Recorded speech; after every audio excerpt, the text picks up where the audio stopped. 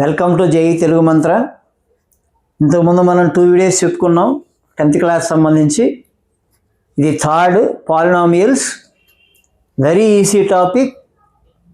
గ్యారంటీగా ఒక ఎస్ఏ వస్తుంది, గ్రాఫ్ 6 మార్కులు గ్రాఫ్ వస్తుంది.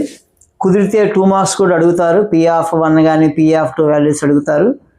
లేదంటే 4 మార్క్స్ కూడా ఒక లెక్క రావడానికి ఛాన్సెస్ ఉన్నాయి. పాలినామియల్స్లో మొత్తం 4 షార్ట్స్ ఉన్నాయి. 4 షార్ట్స్ ఉన్నాయి. ఆ 4 నేర్చుకోండి, ఒక గ్రాఫ్ నేర్చుకోండి. ఇంకా మీకు ఏం అవసరం లేదు పాలినామియల్స్లో. ఆ 4 షార్ట్లు ఏంటంటే 4 ఎగ్జాంపుల్సే. మీ టెక్స్ట్ బుక్లో 4 ఎగ్జాంపుల్స్ ఉంటాయి. First example x² + 7x + 10. Verify the relation between zeros and coefficients. తర్వాత ఒక పాలినామియల్ ఇచ్చి అది కూడా verify and coefficients x² - 3 example ఉంటుంది. దాని తర్వాత సమ్ము ప్రొడక్ట్ ఇచ్చి పాలినామియల్ కనుక్కోవడం ఉంటుంది. తర్వాత 2 జీరోస్ ఇచ్చి పాలినామియల్ కనుక్కోవడం ఉంటుంది. మొత్తం 4 షార్ట్లు ఉన్నాయి. ఆ 4 షార్ట్లు నేర్చుకోండి, చక్కగా గ్రాఫ్ నేర్చుకోండి.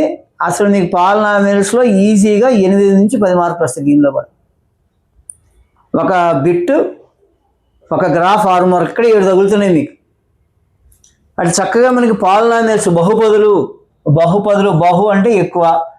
1 ఉంటే మోనోమియల్ అంటాం, ఏకపది అంటాం. 2 ఉంటే ద్విపది అంటాం. 3 ఉంటే త్రిపది అంటాం. తర్వాత ఉంటే బహుపదులు అంటాం.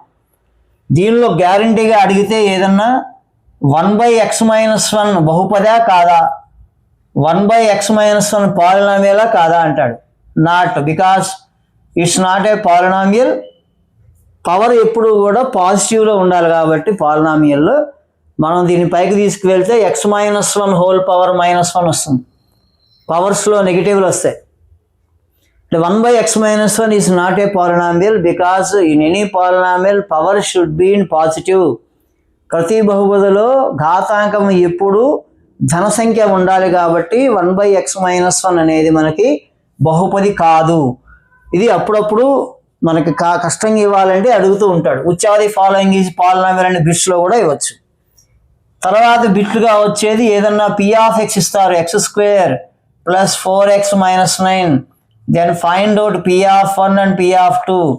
ఒక ఫంక్షన్, ఒక పాలినామియల్ ఇచ్చి, క్వాడ్రాటిక్ పాలినామియల్ వర్గ సమాసం ఇచ్చి P(1) P(2) అడిగితే ఈజీగా ఫైండ్ అవుట్ చేయొచ్చు. P(1) x ప్లేస్లో 1 పెట్టుకోండి. 1² + 4 × 1 - 9. 1² 4 × 1 4 - 9. 5 - 9 - 4. P(2) అంటే x ప్లేస్లో 2 సబ్స్టిట్యూట్ చేయండి. 2² + 4 × 2 - 9. 4 + 8 - 9 3. ఇట్లా మనం ఈజీగా 2 మార్క్స్ అడిగితే మన టైం బాగుంటే 2 మార్క్స్లో ఖచ్చితంగా ఒక P(x) ఇస్తాడు. అది x³ ఇచ్చినా ఆశ్చర్యపోవాల్సిన పనిలే. క్యాలిక్యులేషన్ కరెక్ట్గా చేయాలి మనం. P(1) P(2) ఇచ్చినప్పుడు వాల్యూస్ కనుక్కోవడం చాలా ఈజీగా చేయొచ్చు. ఇక్కడ ఈ ఎడిషన్స్ సబ్ట్రాక్షన్స్ కొంచెం మీరు జాగ్రత్తగా చేసుకుంటే ఇలాంటి ప్రాబ్లమ్స్ మీరు ఈజీగా చేసుకోవచ్చు. చెప్పాను కదా 4 ఎగ్జాంపుల్స్లో ఫస్ట్ ఎగ్జాంపుల్ x² + 7x + 10 ఇస్తారు. జీరోస్ వెరిఫై చేయాలి. Verify zeros and coefficients verify చేసుకోవాలి. శూన్యాలు అంటే మనకి ఫార్ములాస్ ఉంటాయండి. ఆల్ఫా బీటాలు కనుక జీరోస్ అయితే, ఆల్ఫా బీటాలు జీరోస్ అయితే అందరికీ తెలిసిన ఫార్ములాస్ ఇవి. Alpha + beta - b/a. Sum of zeros, శూన్యాల మొత్తము, sum of zeros -b/a. Product of zeros c/a. శూన్యాల లబ్ధము = c/a. ఈ రెండే ఈ చాప్టర్ని డిసైడ్ చేస్తాయి. కాబట్టి శూన్యాల మొత్తము sum of zeros -b/a, product of zeros c/a. చక్కగా దీన్ని ఫ్యాక్టరైజేషన్ చేసుకోండి. x² + 10కి ఫ్యాక్టరైజేషన్ 5 × 2 = 10. 5 + 2 7. 5x + 2x + 10. చక్కగా x కామన్ తీయండి. x + 5. 2 కామన్ తీయండి. x + 5. ఈ ఫ్యాక్టరైజేషన్ కొంచెం 2 నిమిషాలు స్టడీ చేస్తే ఫ్యాక్టరైజేషన్ వచ్చేస్తుంది. కాబట్టి దీని నుంచి x -5 ఆర్ -2. ఇప్పుడు ఒకటి ఆల్ఫా, ఒకటి బీటా. ఒకటి ఆల్ఫా వచ్చి -5, బీటా వచ్చి -2. దీని నుంచి సమ్ ఆఫ్ జీరోస్ వెరిఫై చేయాలి. సమ్ ఆఫ్ జీరోస్ అంటే శూన్యాల మొత్తం. శూన్యాలు మొత్తం formula alpha plus beta. Formula ఏమని చెప్పుకున్నాం? Minus B by A. Equation నుంచి మైనస్ బి ఎంత? ఇది ఏ, ఇది బి, ఇది C. Minus B by A -7 వస్తుంది. -7 వస్తుంది. మన ఆల్ఫా బీటా చేయండి, ఆల్ఫా ప్లస్ బీటా చేయండి. ఆల్ఫా ప్లస్ బీటా ఏమవుతుంది? -5 -2 -5 -2 -7 కదా. అట్లా ఈక్వల్ చేయాలి. తర్వాత product of zeros alpha beta product చేయండి. -5 ఇంటూ -2 10. ఇది చూడండి సి బై ఏకి ఈక్వల్ అవుతుంది. 10 సి బై ఏ. ఈ రెండు బిట్స్ చక్కగా చేసుకోవచ్చు. ఈ రెండు ఫార్ములా ఏముంది? x² minus alpha plus beta into x plus alpha beta. Alpha బీటాలు శూన్యాలు అయితే when alpha beta are the zeros of the given polynomial, then polynomial condition equation అనకూడదు, పాలినామియల్ అనాలి. x² minus alpha plus beta into x plus alpha beta. Quadratic వర్గ సమీకరణాలకి బహుపదులకి ఒకటే తేడా. అక్కడ =0 ఉంటుంది వర్గ సమీకరణాల్లో, ఇక్కడ 0 ఉండదు. పాలినామియల్ సమాసం ఉంటుంది, వర్గ సమాసం అని అంటాం. అటు ఆల్ఫా ప్లస్ బీటా ఇది ఒక మంచి లెక్క. ఫస్ట్ ఇది చూడండి, జీరోస్ కోఎఫిషియెంట్స్, శూన్యాల యొక్క కోఎఫిషియెంట్స్ మనం వెరిఫై చేయాలంటే చక్కగా ఫ్యాక్టరైజేషన్ చేసి ఆల్ఫా ప్లస్ ఆల్ఫా బీటాను మనం చూపిస్తే సరిపోతుంది. ఇది ఎగ్జాక్ట్ 2 మార్క్స్ మర్చిపోవద్దండి. ఎగ్జాంపుల్ చేయండి. తర్వాత సెకండ్ ఎగ్జాంపుల్ ఇది. మన టెక్స్ట్ బుక్లో x² -3 ఉంటుంది. ఇప్పుడు చేసిన ప్రకారమే అది. x² -3 అంటే ఏమవుతుంది? x² √3² అని రాయాలి. 3ని టెక్స్ట్ బుక్లో ఉండి చూసుకోండి అమ్మా. అప్పుడు ఏమవుతుంది? x + √3 ఇంటూ x - √3 అవుతుంది. అంతకు మించి ఏం లేదు. అంటే x +√3 కాబట్టి అటు వెళ్తే -√3, ఇక్కడ -√3 అటు వెళ్తే +√3 అవుతుంది. సేమ్ ఇక్కడ కూడా some of zeros alpha plus beta చేసుకోండి.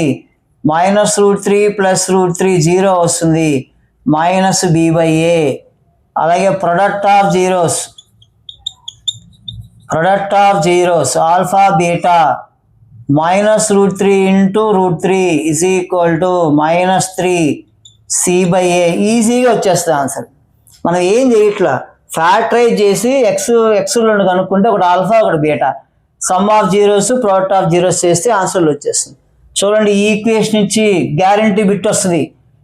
x² -9 ఇచ్చి ఆల్ఫా ప్లస్ బీటా అడుగుతారు. ఇప్పుడు సమ్ ఆఫ్ జీరోస్ అడుగుతారు -b/a. ఇక్కడ బి టర్మ్ లేదు, ఆన్సర్ 0 వస్తుంది. మనకి ax² + bx + c ఉండాలి. ఇక్కడ x టర్మ్ లేదు, అందుకే దీన్ని ప్యూర్ క్వాడ్రాటిక్ ఈక్వేషన్ అంటాం. బి కనుక 0 అయిపోతే, బి 0 అయితే దాన్ని ప్యూర్ క్వాడ్రాటిక్ పాలినామియల్ అంటాం. ఇలాంటి లెక్కలు ఇస్తాడు. ఫస్ట్ ఆప్షన్ ఇస్తాడు మీకు. ఎట్లా ఇస్తాడు? x² -9 x² -9 క్వాడ్రాటిక్ పాలినామియల్కి శూన్యాల మొత్తం ఎంత అంటాడు. ఆప్షన్ ఫస్ట్ ఏలోనే మీకు -9 ఇచ్చేస్తాడు. మీరు కన్ఫ్యూజ్ అయ్యో ఇక్కడ నెంబర్ మైనస్ ఉంది కూడా -9 పెట్టేస్తారు. కానీ సమ్ము మనకి ఫార్ములా -b/a. ఇక్కడ b లేదు కాబట్టి 0 వస్తుంది. గమనించాలి మీరు.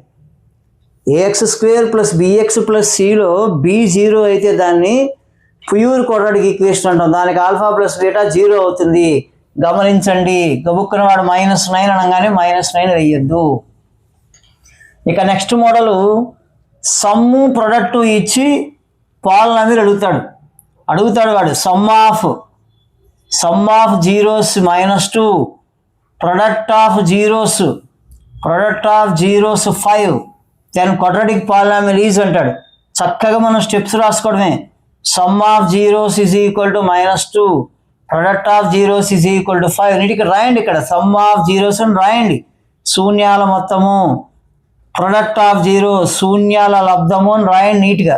రాసి quadratic polynomial x² alpha plus beta into x plus alpha beta. Presentation కూడా ఇంపార్టెంటే.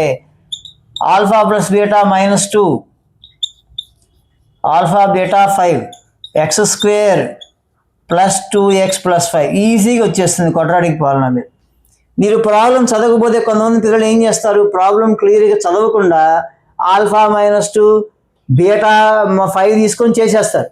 అప్పుడు తేడా వచ్చేస్తుంది. ఈక్వేషన్ ఇచ్చిందే సమ్ ఆఫ్ జీరోస్ మొత్తం ఇచ్చాడు, మొత్తము లబ్ధము ఇచ్చారు, ప్రొడక్ట్ సమ్ ఇచ్చారు కదా, డైరెక్ట్గా మనం ఈక్వేషన్ వేయటమే. ఇప్పుడు లెక్క చదవకుండా మీరు ఏం చేసేస్తారు, ఒకటి ఆల్ఫా ఒకటి బీటా తీసుకొని చేస్తారంటే ఆన్సర్ మొత్తం రాంగ్ అయిపోతుంది.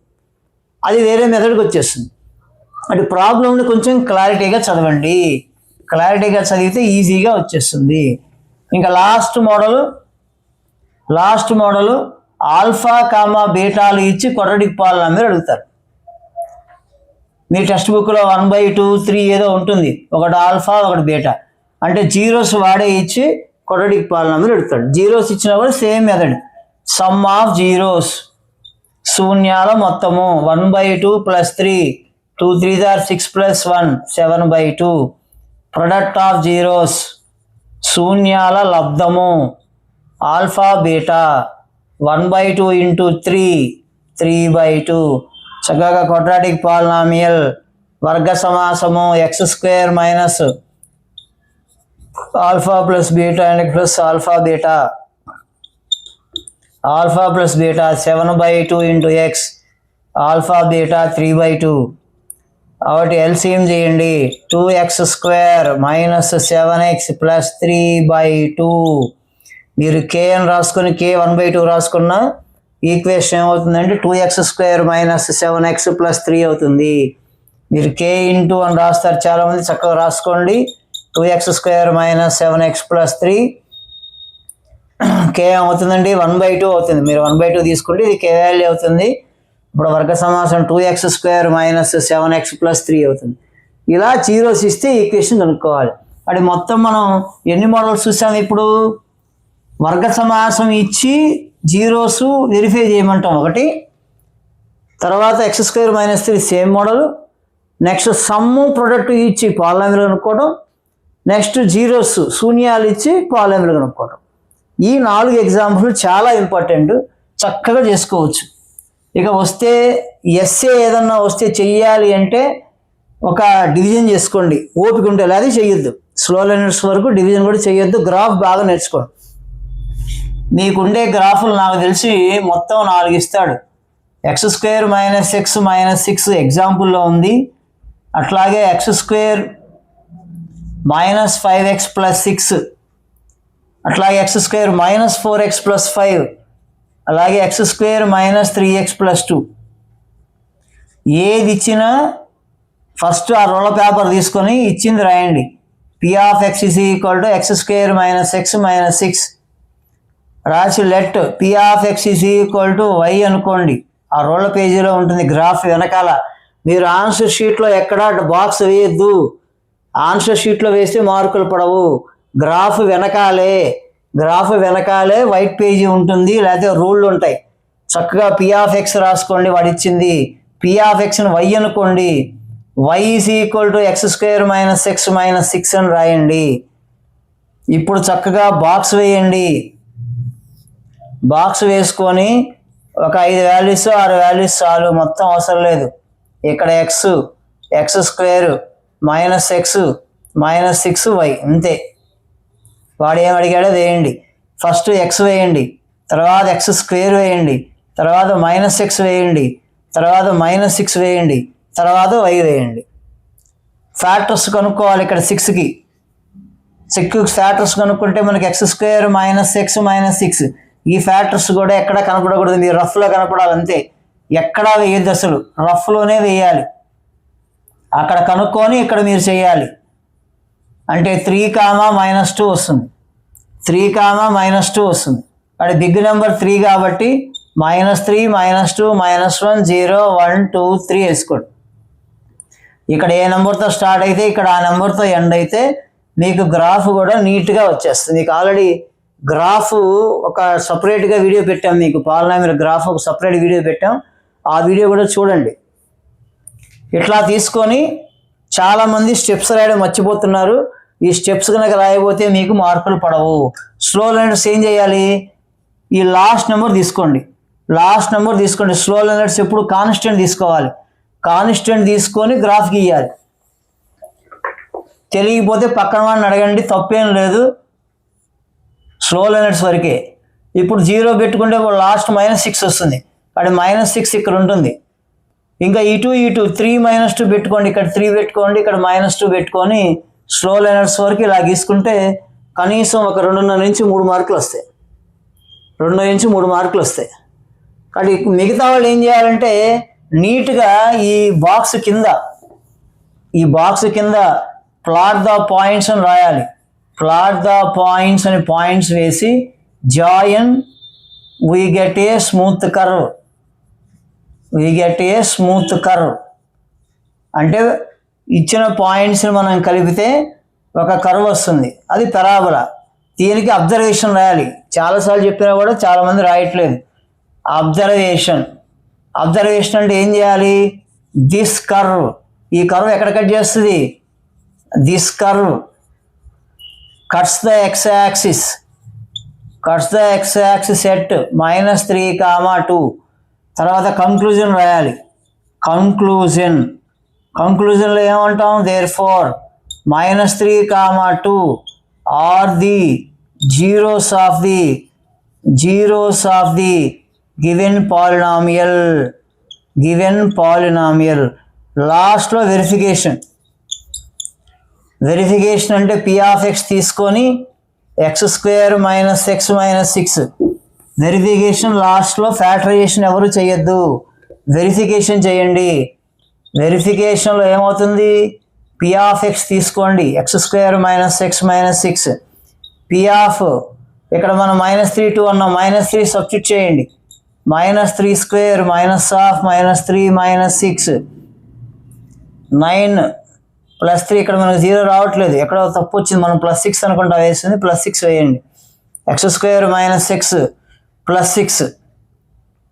+6 కూడా రావట్లేదు కదా, 9 + 3 వస్తుంది. ఇందాక చేసుకుంది ఎంత? x² - x - 6 కదా.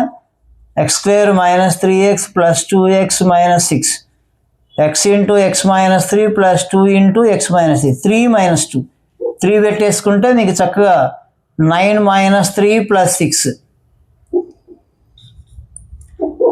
9 - 3 - 6 అంటే 6 - 6 0. ఇలా ప్రూవ్ చేయాలి మీరు.